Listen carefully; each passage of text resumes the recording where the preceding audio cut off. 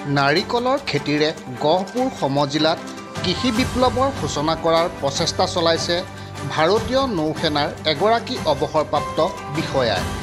গহপুৰ সমজিলাৰ ককিলাগুৰি গাঁৱৰ নিবাসী অৱসৰপ্ৰাপ্ত নৌসেনা বিষয়া তথা অৱসৰপ্ৰাপ্ত আৰক্ষী বিষয়া চন্দ্ৰ বৰুৱাই 2019 চনৰে পৰা নিজৰ ঘৰৰ কাষৰ বাৰীৰ লগতে পথাৰৰ মাজৰ বাৰীত আৰম্ভ কৰে নাৰিকলৰ খেতি।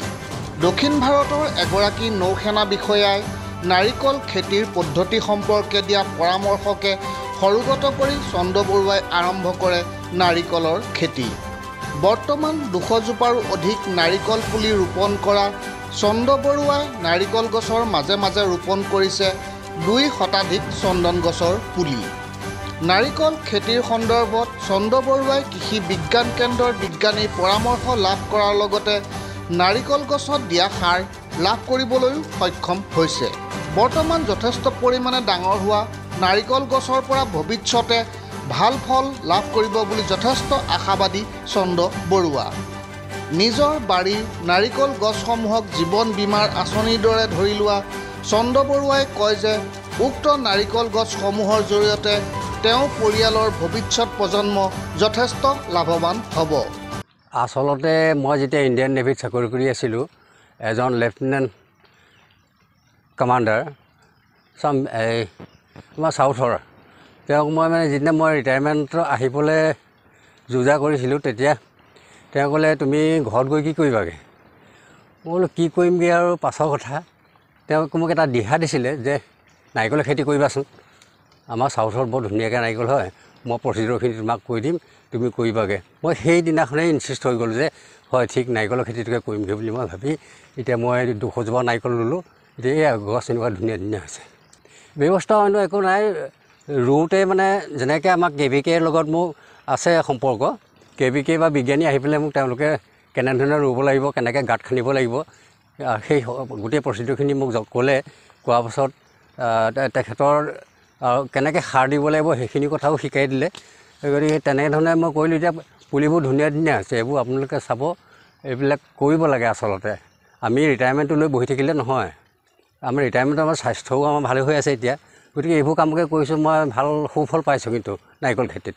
ফল মই এতিয়া ৰোৱা আগপিছ হৈছে, যিখিনি প্ৰথমে ৰুলোঁ সেইখিনি 10-15 জোপামান এতিয়া লাগিছে আৰু এইখিনি পুলি হৈ আছে। এই ৰোৱা সিমান দিন হোৱা নাই। মই এইটো 19 চনমানত লগাইছোঁ দেই, 19 চনত লগাইছোঁ। এতিয়া পুলি ধুনীয়া ধুনীয়া হৈছে আৰু KVKৰ পৰা যিখিনি মই সাহাৰ্য পালোঁ, সাৰো পৰ্যন্ত তেওঁলোকে দিলে আৰু এতিয়া পুলিখিনি মই সাৰখিনি ট্ৰিটমেণ্ট কৰিলোঁ আৰু ধুনীয়া হৈছে। তাৰ মই প্ৰতিফলও ধুনীয়া পাইছোঁ। আশাবাদী মইতো সিমান আশাবাদী নহয়।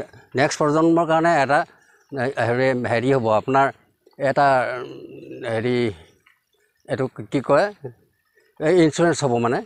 এইটো এটা ইঞ্চুৰেঞ্চ হয়। মই 50 টকা দি পুলি এটা ৰুইছোঁ, সেইটো 50 টকা এটা সেউজীয়া যিটো সেউজীয়াকৰণো হৈছে, লগতে এটা প্ৰাকৃতিক ইঞ্চুৰেঞ্চো হৈছে।